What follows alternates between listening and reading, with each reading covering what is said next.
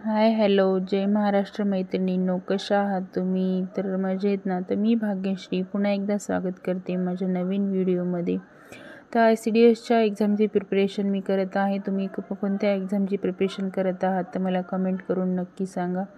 समाज कल्याण अधिकारी तसेच ICDS हे दोन्हीही फॉर्म मी भरले होते. तर ICDSच्या एक्झामची डेट पण आल्या आणि एक्झाम पण सुरुवात झाली.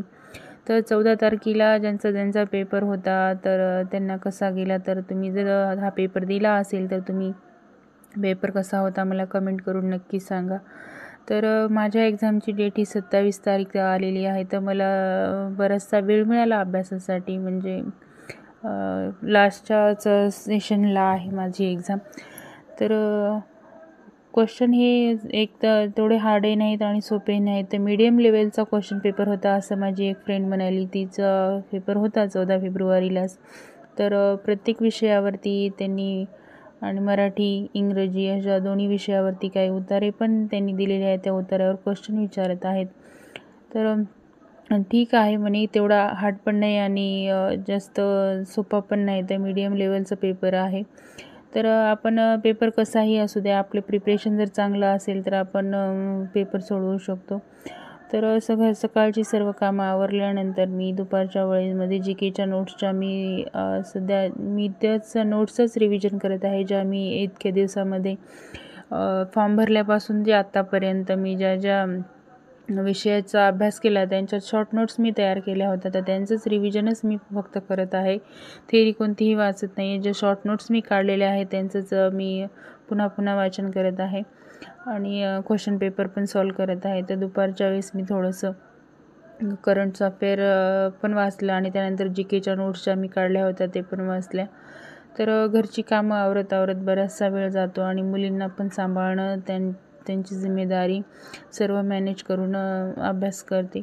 शक्य होईल तेवढा मी अभ्यास करण्याचा प्रयत्न करत असते, पण घरातली कामं पण करायला कोणी नसल्यामुळं आपणच सर्व जिम्मेदारी सांभाळत करायचं असतं.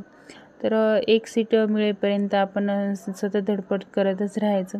तर क्वेश्चन पेपर काय हार्ड येतो आहे किंवा मग थोडा इझी येतो आहे असं विचार आपण करू नये. तर अभ्यास आपण आपल्या परीने करावा. आपला अटेम्प्ट हा 80+ असायला पाहिजे, तरच आपला रिझल्ट येऊ शकतो. यासाठी तुम्ही नक्की प्रयत्न करा की आपण अटेम्प्ट 80च्या अबोव्ह केला पाहिजे. आणि एक्झामची डेट आली आणि त्याच्या अगोदरच आपल्याला कळालं की त्याला पण निगेटिव्ह मार्किंग दिलेली आहे.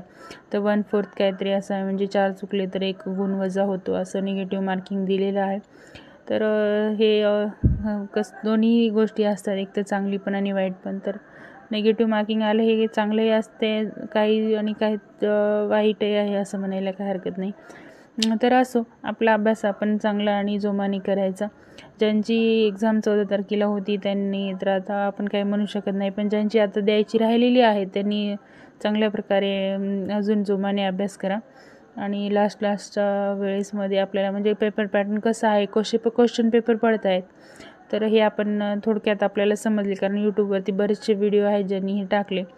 तर कोणते क्वेश्चन प्रॉपर आलेत हे मी ह्याचा व्हिडिओ तुम्हाला नेक्स्ट व्हिडिओमध्ये शेअर करेल, कारण तिने मला कोणते क्वेश्चन आलेत आणि कोणते नाही ती थोडक्यामध्ये सांगितली. तर अजून कोणते क्वेश्चन विचारले होते ती आठवून सांगतो असं म्हणली. तर मी म्हणलं ठीक आहे की तिने सांगितल्यानंतर आपण व्हिडिओ बनवूया. तर क्वेश्चन पेपर मी रोजच एक सॉल्व करते आहे. एक क्वेश्चन पत्रिकेचा मी सेट मागवला होता आणि त्याचेच मी अभ्यास करते. थोडा वेळ अभ्यास केल्यानंतर मी दुपारचं थोडंसं 2 मिनटं ब्रेक घेतला, आणि कारण घरची कामं थोडंसं भांडे वगैरे घासली, त्यानंतर थोडंसं गरम पाणी करून पिलं. तर मी मध्येच थोडंसं गरम पाणी करून पित असते, कारण त्याने डायजेशन चांगलं होतं, कारण बसल्या ठिकाणी बरंचसं थोडं डायजेशन इश्यू होत आहे त्याच्यामुळं. तर माझी इश्यू झोपली होती आणि शर्वरी म्हणत होती की माझ्यासोबत मम्मी आपण चल कार्टून बघूया. तर तिनं मोगली हे कार्टून खूप आवडतं, तर थोडं लेकरांसाठी पण टाईम स्पेंड करायला हवा, त्यासाठी मी त्यांच्यासोबत बसते आणि खेळते पण.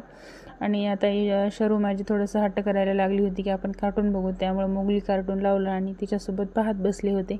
आपल्याला जे काही मिळवायचे आहे ते त्यांच्यासाठीच, तर मग त्यांना आपण वेळ दिलाच पाहिजे, म्हणून मी तिच्यासोबत गप्पा मारत कार्टून बघत बसले.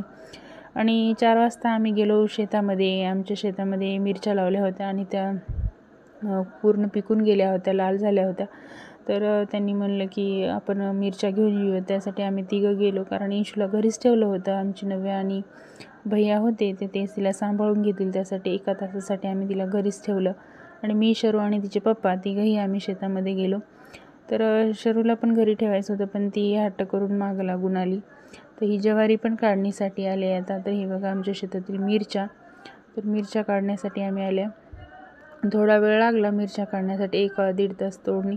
जे पिकलेले आहेत तेच मिरच्या आम्ही घरी नेण्यासाठी आलो होतो. तर हे बघा पूर्ण शेतामध्ये. आणि आल्या शरूच्या पप्पांनी मिरच्याची झाडाला मिरच्या तोडायला सुरुवात केली. तर मिरची तोडण्यासाठी आम्हाला बराच वेळ लागला. शरू तोडली होती 1-2 मिरची, तिला तिखट लागली त्यामुळे तिने काही हात लावली नाही. तर शेतामध्ये बरंचसं काही मिळतं पीक.